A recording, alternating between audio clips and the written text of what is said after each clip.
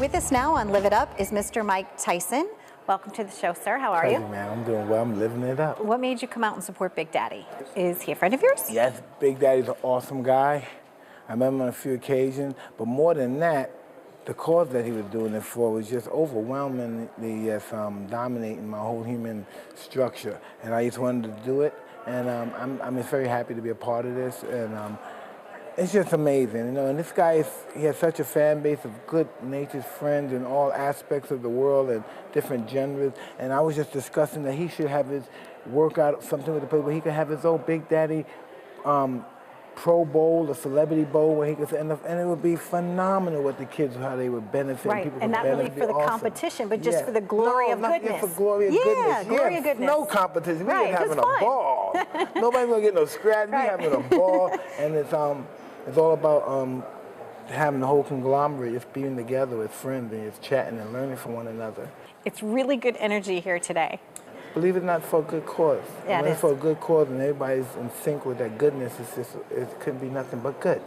Yes, and with you being a boxer, with your brain, I'm sure that it's hard sometimes to be in a sport where you can get hurt sometimes. Well, yes, this is true, but this is the life we choose. No one put a gun to our head and said, this is what you have to do. We know the reward outweighs the bad side, the rewards. Not necessarily as far as money, but improving yourself as a person, developing confidence and trust in your decision making. And that's what all this does. It instills all that in you. And you don't even have to be taught, you know what I mean, from an individual. Just being around it, you grasp that. You grasp, not necessarily because I'm going to win a championship, but you have the determination, you develop the discipline to go into life and live life just like you lived here, in a successful way of life when you played your sport. And that's what my mentor, Customato, was just such a magnificent guy. He told me this, which I never forget. He said, Mike, you know, I see you're the kind of guy that has to be hurt to learn. He just came out the blue and said that to me. He's reading the magazine, and I'm sitting next to him because I like to be in. Yes, out of the blue, he's reading. He said, you know, Mike, I was just discussing. He must have been a thing. You're the kind of guy that has to be hurt to learn. So when you fight, son, you have to remember, be careful on the way you fight, because the way you fight will be the way you live your life. Wow. And I understood that as I got older. You know, I wish I fought the way I live my life now. I get that. You know? And the way I live my life now, I fought great, but I didn't live my life great. You know what I mean? I live my life great, I think, now. Good, really. Because great doesn't necessarily mean good, but I live my life good now. You know, I wish I was there. I wish I could fight with that spirit, but now I don't have that spirit to fight and hurt no one no more. So I don't know how that will work out. Because that's what life is all about. It sounds so, this sounds so mundane, right? But it's all about paying it forward. You know, not paying back somebody that you love. It's all about paying it forward, because you're not going to be here. You're just temporary. All this is just really temporary stuff.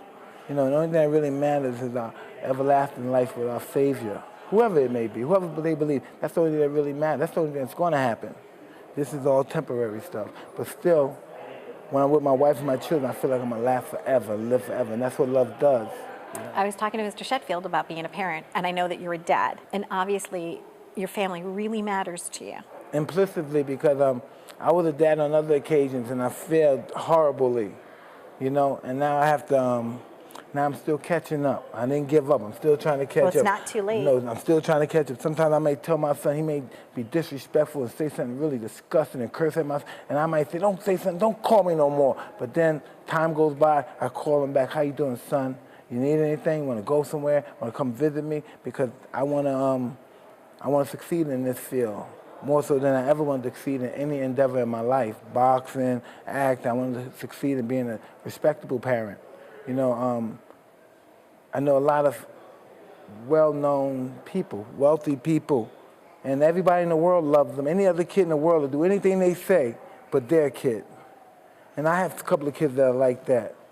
Anybody else could tell my kids to do something, they do it with so much vigor. But if I tell them, no, Dad, that's not the right way to do it, you know, because I'm their father, you know, and I didn't really lead good examples. So they have the right to talk to me that way. But I don't like it. Doesn't mean I like it, but they do have the right to talk to me that way because of the absentee dad. You know? And now you have the ability to make a difference. I just trying to build it together. Yeah, build a relationship, build from love. Work. It's all about teamwork and coming together to make a difference. You know, I see my son. I never lived the life that my son lived. My mother and father, they were street people. My son, he has a father who's an internationally known person. He has a mother who's a doctor. He has an uncle who's a former chairman for the Republican Party, who's a governor for another state. So he must really think he's a heck of a guy, and that's what I don't know nothing about that. Like sometimes I talk to my kid, we get on two different wavelengths. I don't know. He's like another person's child, but I still don't want to give up on him. I still want to develop a relationship with him, even if he doesn't look at me as a respectable dad figure. I want to be able to say, hey, how you doing? And be able to call him up. I think you are an awesome guy and an awesome man, and I thank you very, very much for spending time with me. Hey, don't worry about but that. thank you so much for being here. Really appreciate it. And you've watched Mr. Mike Tyson on Live It Up. Yeah, living it up, oh yeah. Friday night, living it up, oh yeah.